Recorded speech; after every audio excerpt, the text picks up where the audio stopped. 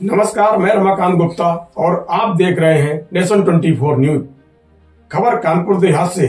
कानपुर देहात के भोगनीपुर से एक बड़ी लापरवाही और कथित घोटाले की तस्वीर सामने आई, जहां सरकारी नियमों को ताक पर रखकर भोगनीपुर में तालाब की जमीन पर बने अवैध सामुदायिक शौचालय का उद्घाटन कैबिनेट मंत्री राकेश सचान ने किया।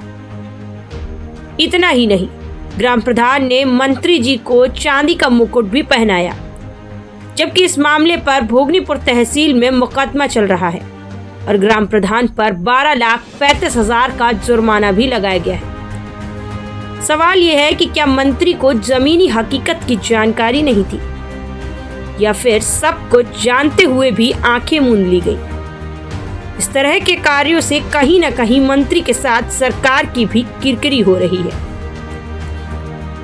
भोगनीपुर चौराहे पर गाटा संख्या 601, करीब 45 बीघे का तालाब, जहां कानून साफ कहता है कि किसी भी तरह का निर्माण पूरी तरह प्रतिबंधित है। उसी जमीन पर भोगनीपुर ग्राम प्रधान अब्दुल अनीस ने अवैध सामुदायिक शौचालय खड़ा कर दिया।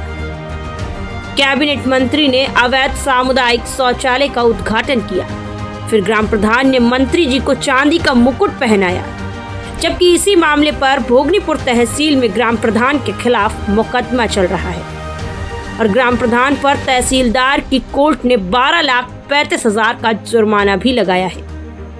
इसके बाद भी हैरानी की बात यह है कि इस अवैध निर्माण का न सिर्फ काम पूरा हुआ, बल्कि यूपी सरकार के कैबिनेट मंत्री ने फीता काट कर इसका उद्घाटन भी कर दिया।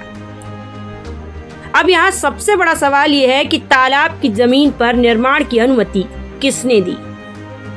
किस विभाग ने तालाब की भूमि पर सामुदायिक शौचालय बनाने के लिए प्रस्ताव पास किया?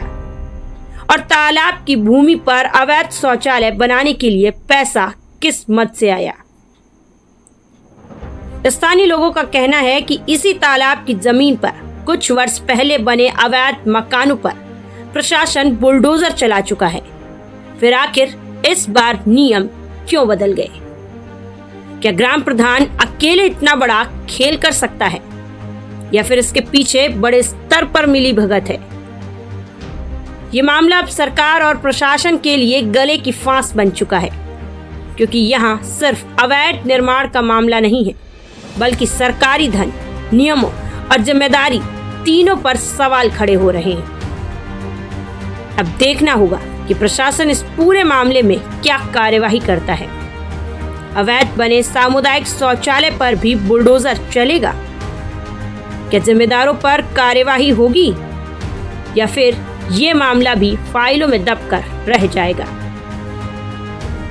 कानपुर देहात से रमाकांत गुप्ता की खास रिपोर्ट।